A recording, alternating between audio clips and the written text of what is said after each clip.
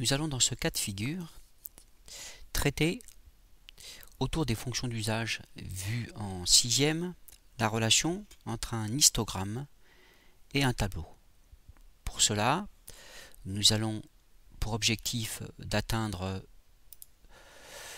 un document qui ressemble étrangement à celui-ci, dans lequel il va falloir procéder à réaliser un petit tableau, et un histogramme ici qui va permettre de traduire graphiquement les informations ici que l'on va enregistrer dans les différentes cellules. Je rappelle qu'il s'agit d'un tableur, que le tableur est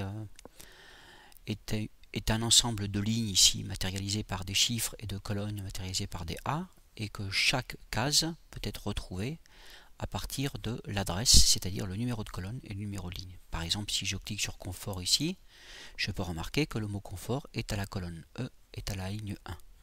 L'adresse est écrite ici. Donc on va d'abord commencer par réaliser le tableau qui est ici, en s'aidant de la feuille qui a été distribuée en classe.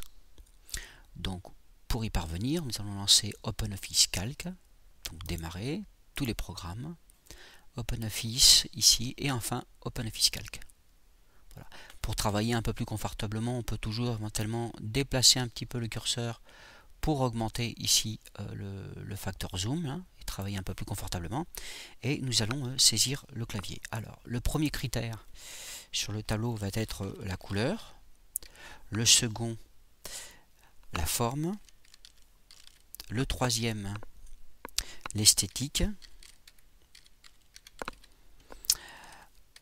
Ensuite, le prix. Puis le confort, la marque éventuelle du produit, les performances et les effets de mode. Voilà des critères sur lesquels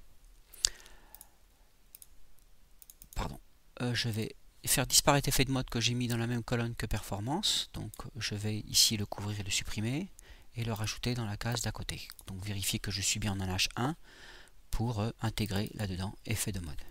Effet de mode. Voilà. Une fois que j'ai fait ça, je vais sélectionner l'ensemble du tableau. Petite précaution, attention à ne pas cliquer ni sur le 1 ni sur le 2 parce que celui-ci sélectionne toute la ligne, y compris toutes les cellules dont je n'ai pas besoin qui sont situées à droite là. C'est pareil pour la colonne, lorsque je clique sur la lettre A, je sélectionne toute la colonne. Donc la seule chose qui m'intéresse, c'est ce petit tableau. Donc je vais cliquer en A1 et je vais relâcher en H2 et vérifier ici même que H1 et H2 est bien sélectionné. Nous allons tout de suite passer en majuscule avec les touches de raccourci Alt, T, F, J. Passer en gras avec la raccourci CTRL G. Également centrer le texte dans les cellules avec CTRL E. Et on va s'apercevoir effectivement que dans certaines colonnes ici, la place de la cellule est insuffisante et le mot est tronqué de part et d'autre.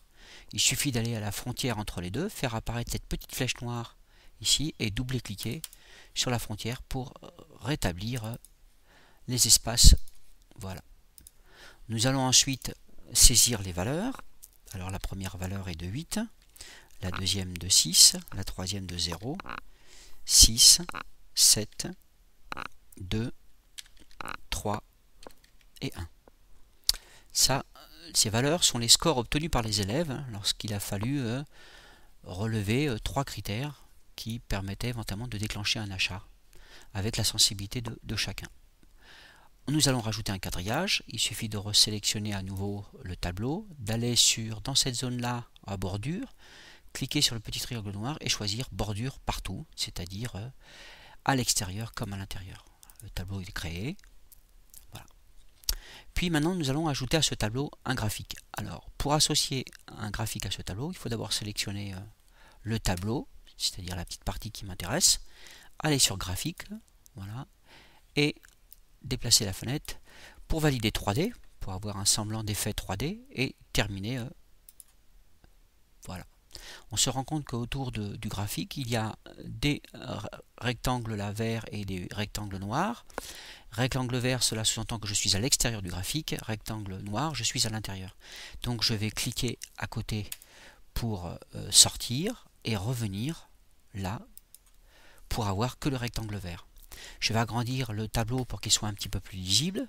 Je vais aller sur la poignée qui est en diagonale, et avant même de tirer vers le bas, je vais appuyer sur la touche Shift là, qui va me permettre de garder les proportions. Il ne me reste plus qu'à éventuellement modifier les couleurs. Alors pour modifier les couleurs, il suffit d'aller cliquer dans le tableau une fois, doubler-cliquer une deuxième fois, et là je serais tenté de mettre une couleur, mais les couleurs vont être affectées, on le voit bien au poignet, à toutes les barres que vous avez là. Or, moi ce qui m'intéresserait, c'est éventuellement d'associer une couleur à chaque barre pour bien dissocier les unes des autres. Alors on va donc annuler, et on va aller sur le contour extérieur, à nouveau là ici, de la première barre, et cliquer deux fois. Je n'ai rien, on va y retourner une deuxième fois. Voilà, il suffisait de cliquer une seule fois, pardon. Et nous avons ici les poignées qui encadrent uniquement la barre principale. Je clique deux fois très rapidement à l'intérieur et je vais choisir à chaque fois la couleur qui m'intéresse. Alors ici, pareil, je double-clique, d'accord. Ok. Ici, je n'ai pas de couleur, ce sera celle qui est par défaut. Ici, je vais à nouveau double-cliquer pour en avoir une autre. Voilà. Ici, pareil, double-cliquer pour aller en chercher une autre. D'accord. Ici, à nouveau, de la même manière, pour aller en chercher une autre. Là, on va faire pareil. Et là, on va faire pareil. On va la mettre en blanc pour changer un peu blanc. Voilà. Donc j'ai choisi toutes mes couleurs. Voilà, le travail est fait. Maintenant, je vais faire une petite remarque. Je fais disparaître les valeurs que l'on a ici, qui ont été représentées sur le diagramme que l'on a en dessous. Et lorsque j'appuie sur la touche Supre du clavier et que je valide la suppression, toutes les barres disparaissent. À présent, si je change la valeur dans chacune des cellules ici, je vais me rendre compte, en mettant des valeurs un petit peu au hasard, que le graphique va être représenté en fonction des nouvelles valeurs qui ont été intégrées aux cellules. Voilà, je vais mettre 102 ici, 13, 75 et 19. Je me rends compte maintenant qu'il y a une liaison entre le tableau qui est ici et puis le graphique, une liaison dynamique, qui fait que le graphique surveille en fait les valeurs, les cellules ici, et à chaque fois que la valeur des cellules change, le graphique s'adapte. On parle de liaison dynamique entre un tableau et une représentation graphique. A noter que cette représentation graphique qui est en dessous se nomme un histogramme.